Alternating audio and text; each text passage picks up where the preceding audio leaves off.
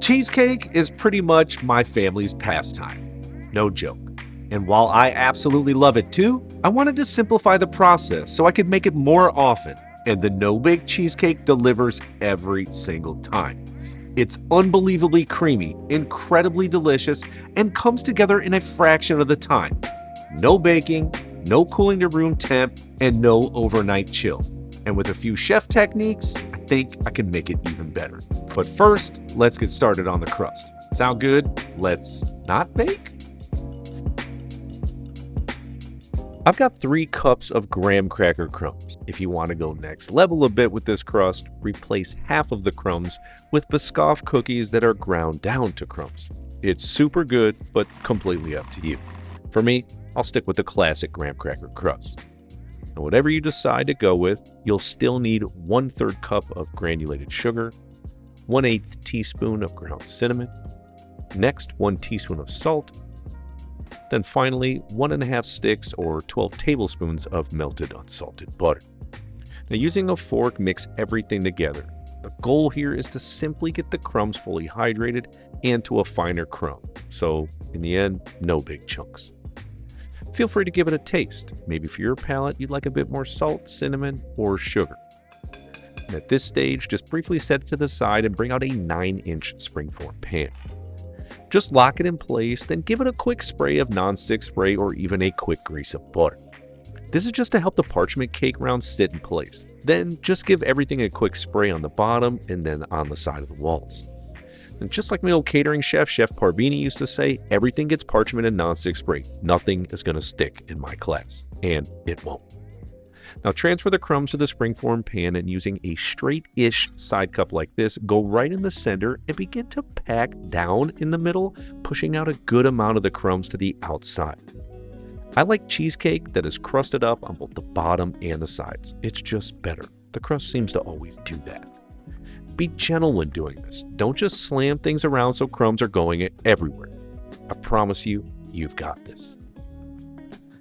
And for this part, really just take the time to get it right. There is nothing worse than being served something, especially in a restaurant, that you can totally tell someone just did it halfway. What happened to that little bit of extra love, just that little finesse, that little touch that made everything better? Whatever that was, I want to get back to that. It's really just only a few more minutes, but that is the difference between something good and something great. Once you've got it to your liking, and do not worry if it's not perfect, this part of the recipe is pretty forgiving, believe it or not. I'm going to go in the freezer for 20 to 30 minutes to sort of hyper chill that butter and get this crust firmed up really quickly. Okay, now it's time for the filling, but first we need to bloom the vanilla in some fat, and you have 2 options: crème fraiche or sour cream. Crème fraiche will give you more of that pastry shop flavor and feel, while sour cream has a bit more classic tang. But we're going to be good in that department with the other ingredients. However, up to you. And whatever you go with, you'll need 4 ounces of it in a small bowl. For the vanilla flavor, I'll use 1 vanilla pod, and in order to get the seeds out, slice it in half. Then, carefully scrape as many of the beans as you can from it. A really good substitute rule of thumb is 1 tablespoon extract per 1 pod. At this point, just add it right to the cream and give it a mix. It's just little techniques like this that always make meals worth remembering. And in this case, dessert. Blooming the vanilla bean basically means giving the vanilla time to infuse into fat or a moisture-rich ingredient so the flavor spreads more deeply and evenly through the dessert. Real quick trick though, for the leftover pods, add them to a container and cover them completely in sugar, and in a few weeks, you'll have vanilla sugar, which is awesome, well, in just about everything. Okay, hit the vanilla cream in the fridge to keep it cool until we need it in a few minutes. For now, 1 more ingredient to bloom. In a small bowl with 3 tablespoons of cold water, I'm going to slowly, and I mean slowly, sprinkle in 1 packet of powdered flavorless gelatin, which is equal to 2 1/4 teaspoons. Don't add more until it's been absorbed. This just takes a minute or 2 and it'll start to look real wrinkly, kind of like my hands and face are starting to get these days. Now, you don't necessarily need to add gelatin to this recipe, but for me, it does two things. First, I like really tall cheesecakes, very professional looking, like it came from a bake shop or that I made it myself. Secondly, if you're bringing this to a party and it's going to be out at room temperature or even hotter for long periods of time, that gelatin is going to help the cheesecake set so that it stands upright, it stays firm, it doesn't fall. But again, it's totally up to you. And real quick, if you want to go real pro with this, you can absolutely use 4 gold gelatin sheets. Okay, set it to the side and let's make our filling. In a stand mixer with the whisk attachment, add 1 cup of heavy whipping cream and mix it on high speed. It's only going to take a minute or two to thicken up, and the goal for this is stiff peaks. So it should look something like this. Transfer it over to a container and just pop it in the fridge to keep it cool until we need it.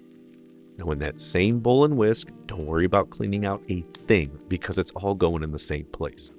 Add in 24 ounces of softened, full-fat cream cheese. And to take it a step further, I like to add in 8 ounces of mascarpone cheese. It'll make it richer, silkier, softer, and just more of that professional cheesecake feel. However, if you don't want to do this and go this route, just replace it with another 8-ounce block of cream cheese. No problem. You've got this, my friends. To get things going, I'm just turning the speed on to low for maybe 30 to 45 seconds, and then I'm cranking it up to high to really cream and smooth out the cheeses. In the meantime, I'm going to sift 2 cups of powdered sugar. This is the same as about 1 cup and 2 tablespoons of granulated sugar, but it integrates so much better for a smoother filling. And yes, I'm doing this on parchment. Sorry, professional kitchens ruined me in this department. Parchment for everything. Okay, let's add it in there, but first, let's stop the mixer and give it a quick scrape down, then back to low speed while adding the sugar. If you're doing this on high speed, the powdered sugar is going to make you look like Tony Montana in the end scene in Scarface. It's not good.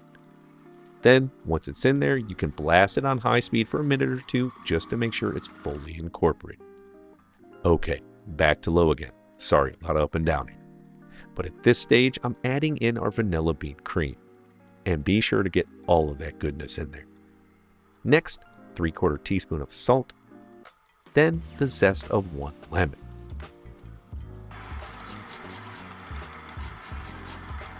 And for a bit more tang, slice it in half and squeeze it right into the mixer. This should render about 2 to 3 tablespoons of juice. Now crank it back up to high for 30 seconds. Then another stop and scrape, but this time let it sit unmixed for just a second because it's gelatin time. I want to liquefy this, so in order to get it to that consistency, I'm going to give it 5-second bursts in the microwave. Stick to that time, do not do anything more. And after only maybe 10 to 15 total seconds, it should be mostly dissolved like this. And then just give it a quick mix to incorporate everything. Then turn the mixer back to low speed and scrape all that gelatin in there. Then one final quick blast on high for 20 to 30 seconds. Let's just remove the bowl, and to finish this off, I'm adding in the chilled whipped cream, and I'm going to gently fold this in. It may take a few minutes, but take the time to do it. This will ensure it stays nice and fluffy while also getting out any lumps. And because there's no eggs or anything else in here, give it a taste. For me, it's perfectly sweet, creamy, nice vanilla flavor, and just the right amount of tang. I have a feeling you are going to love this. At this point, let's break out our chilled crust, and we're going to add all this filling right to the center. I'm going to be using a small offset spatula just to smooth everything out as best I can. Don't worry if you don't have it, a spoon would work just fine. And hey, if it's not absolutely perfect or some of the crumbs fall into it a bit, as I said earlier, I have a fix for that. But first, a couple of knocks, and then to cover it up, I usually just invert a cake pan. I just feel plastic wrap can stick, and it's going to really annoy me if it messes up the top that bad. Now it goes in the fridge, and it should take right around 4 hours to set, but feel free to keep it in longer.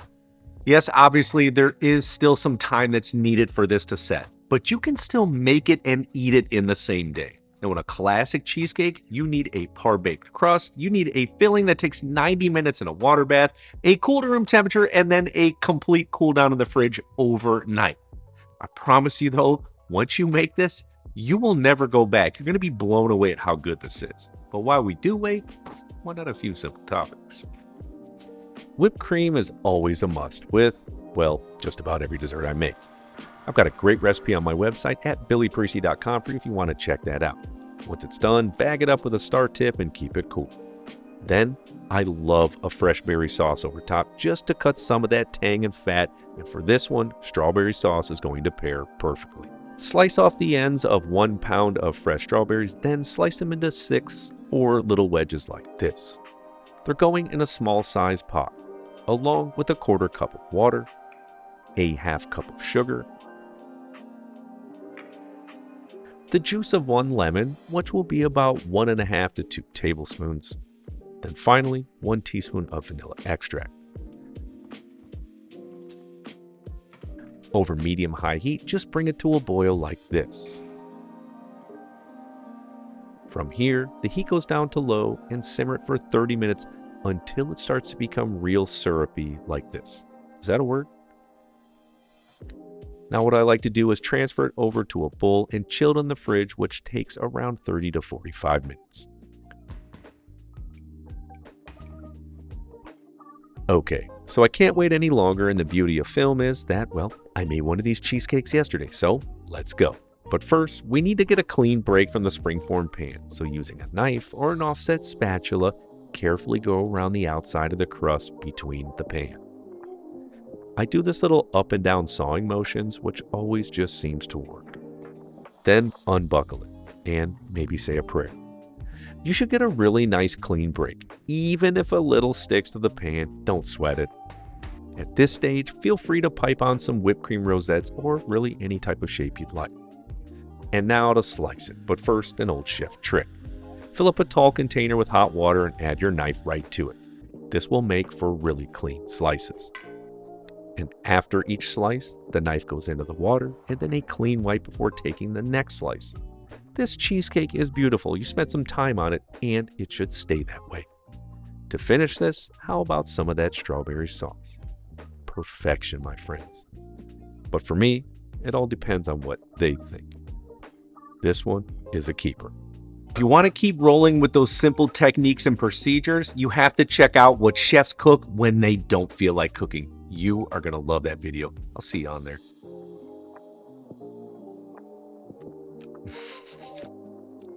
Why make? Yeah. I mean, I don't even have any words. Don't put it in the oven anymore. This is better. Promise.